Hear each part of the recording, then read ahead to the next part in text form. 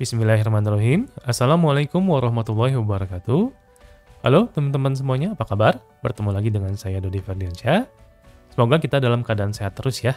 Di video kali ini, kita akan membahas praktek lanjutan dari video sebelumnya, yang pastinya tentang praktek jaringan komputer. Sekarang teman-teman silakan persiapkan tools paket tracernya, dan jika sudah siap, kita langsung coba prakteknya. Yuk!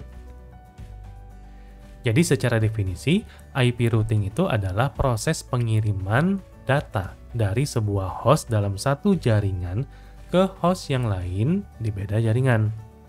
Jadi kita menggunakan konsep IP routing ini, kondisinya adalah jika komputer kita ingin mengirim data dari komputer satu ke komputer lain yang sudah beda jaringan. Biasanya ini diterapkan pada jenis jaringan MAN ataupun yang WAN. Konsep IP routing ini ada di dalam sebuah alat yang disebut dengan router. Nah, router inilah yang nantinya akan menentukan jarak alamat IP dari paket, kemudian menentukan alamat next hop-nya, dan memforward paket tersebut. Jadi tugas dari router ini sebenarnya sangat pinter banget ya. Jadi kalau ada request data datang, nah router itu akan memilih rute mana yang cocok dilalui oleh paket ini supaya sampai ke tujuan. Cuman pertanyaannya adalah bagaimana si router tadi tahu bahwa jalur-jalurnya harus lewat sini, lewat sini, lewat sini, dan seterusnya. Nah, maka jawabannya adalah di dalam router itu ada yang namanya routing tabel. Nah, routing tabel inilah yang nantinya akan menentukan alamat next hop yang akan dilalui oleh paket tadi, kemudian kemana paket tersebut harus di-forward. Jadi peran dari routing table ini sangat kritikal banget di dalam router. Untuk routing table sendiri itu tersimpan di dalam RAM di dalam router itu ya.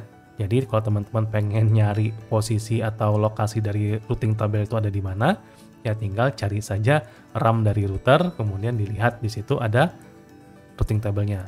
Nah, nanti kita sama-sama lihat ya bentuk dari routing table yang ada di router. Nah, isinya apa Pak routing table itu? Banyak. Gak banyak sih, ada 3 sebenarnya. Yang pertama itu adalah informasi network destination dan juga subnet mask dari network tersebut. Kemudian remote routernya itu sendiri. Dan yang terakhir ada outgoing interface-nya. Nah, ketiga informasi inilah yang akan disimpan di dalam routing tabel. Dan yang nanti akan menjadi rute-rute mana yang harus dipilih oleh router tadi. Sekarang kita coba lihat rute dari sebuah paket data di dalam jaringan. Nah, contohnya jaringan di depan saya menggunakan 2 router. Saya ingin coba ping misalkan dari PC Dika ke PC Erik. Jadi kalau proses ping itu kan saya mengirimkan paket ICMP menuju PC Erik.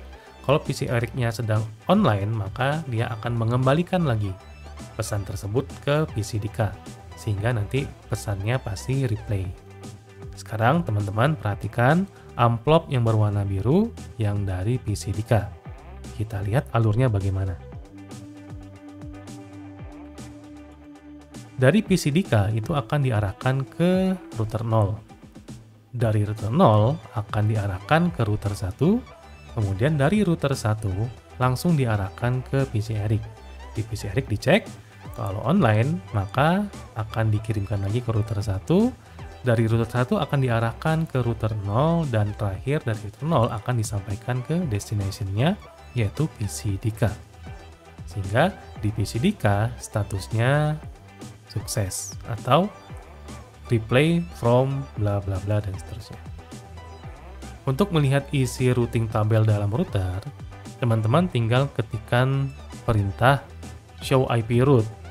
Tetapi harus masuk dulu ke mode privilege. Nah, kalau misalkan teman-teman lupa masuk mode privilege, masuk mode configuration global, silakan lihat video pertama saya sebelumnya. Sekarang kita sudah masuk di privilege, kita tinggal ketikkan perintah show IP route. Nah, nanti di sini muncul semua rute-rute yang bisa dilalui oleh router 0. Begitupun sebaliknya, teman-teman bisa cek juga routing table yang ada di router 1 dengan perintah yang sama. Dan hasilnya ya pasti seperti ini. Cuman nanti network address-nya itu akan beda-beda. Kemudian, routing table dalam router itu bisa digunakan dengan 3 metode. Maksudnya 3 metode routing ya. Yang pertama itu disebut dengan directly connected subnet. Kemudian yang kedua itu adalah static routing. Dan yang ketiga adalah dynamic routing. Nah, masing-masing dari metode ini pasti menggunakan routing tabel.